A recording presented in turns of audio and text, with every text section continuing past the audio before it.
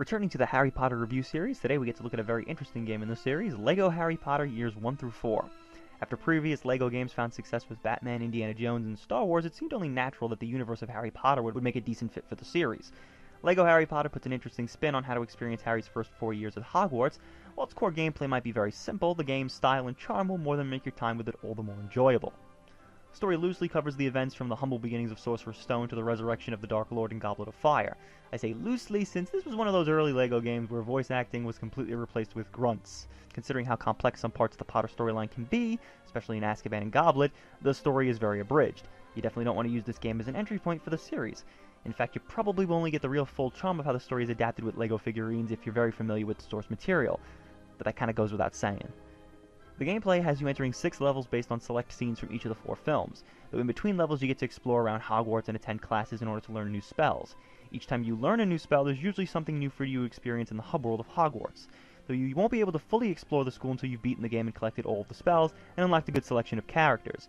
Within levels, you'll mainly be solving puzzles that will allow you to progress further into each level. The puzzles are not especially hard, it mostly boils down to you blasting everything in the environment to grab bricks in order for you to build something in which you can use on to move forward. The more interesting puzzles require you to use certain spells in certain situations. These situations are few and far between in the early hours as you only have access to about 1 or 2 spells, but by the time you reach Goblet of Fire you'll be using Wingardium Leviosa to build objects, Lumos to dispel Devil's Snare, Expecto Patronum to remove Dementors, and so on and so forth. Switching between spells is pretty simple as all you have to do is cycle through a spell wheel, which is color-coded so it's easy to find the right spell in a tight situation. Yeah, go figure, the LEGO Harry Potter game has an easier system to cycle through spells than the movie-based game Deathly Hallows Part 1 had. There are also boss fights in some levels, though they can be a bit underwhelming. The more disappointing ones require you to just blast away at the boss, which means it's only going to last a few seconds at best. The better boss fights, like the one against the Basilisk, have you exploring around the level in order to find a way to deal damage, and that's far more engaging, whereas the final battle against Voldemort in the graveyard is criminally easy, requiring you just to blast away with no strategy whatsoever. Though frankly, I still had more fun with this than the battle in the Goblet of Fire video game. The 2 biggest problems that the game has would be the difficulty and, to a bit of a lesser extent, the platforming. The difficulty is pretty much non-existent, though if you've played a LEGO game before, this is going to be common knowledge to you. There is no penalty for dying, nor is there ever a game over screen. Your heart's made deplete over 100 times, and nothing substantial will happen. The platforming can be a bit awkward due to the camera angles, though thankfully there isn't a whole lot of it, and thanks in part to the ability to never die, it never becomes a huge problem. The game has a great amount of replay value, which can be said of all the LEGO games.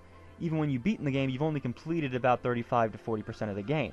The rest of that percentage involves you exploring Hogwarts to find more gold bricks, red bricks to unlock certain cheats and abilities, character tokens, and so on. The greatest thing about collecting all this stuff is that you don't have to just replay through the same levels over and over again in order to find all these things. There are gold bricks and character tokens in each of the levels, but there's only a few. The majority can be found in Hogwarts. To find these ones within Hogwarts, you have to solve brand new puzzles. Some that I mentioned require certain spells or certain characters. You can lose many hours wandering around the castle searching for collectibles, but it never becomes boring or a chore. LEGO Harry Potter is also much like the other LEGO games, best played with another person. There are some parts that tend to get repetitive during single-player mode since you're in control of everything and solving every element of every puzzle. While playing in co-op, this repetitive nature becomes very seamless. Take for example this part during the Prisoner of Azkaban section in the Shrieking Shack. Harry is on one side of the room and Hermione's on the other, and you have to work together in order to make your way across. In single player, it sort of feels like a hassle since you have to switch between the both of them, to the point when you realize you're essentially helping yourself.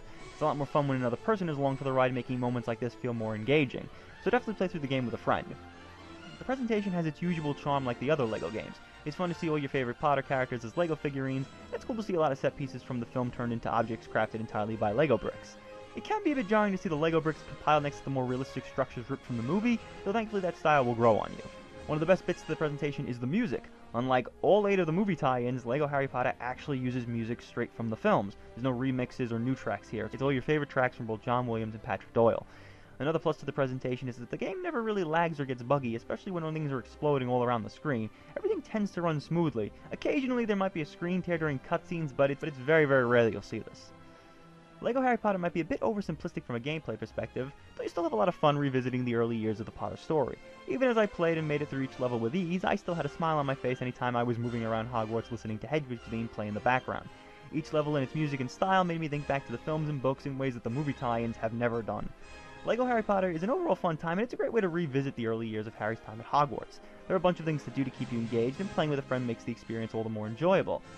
But as you can see, this is clearly only half the story, so come back next time when we get to look at the remaining half in LEGO Harry Potter's Years 5 through 7. Thanks for watching.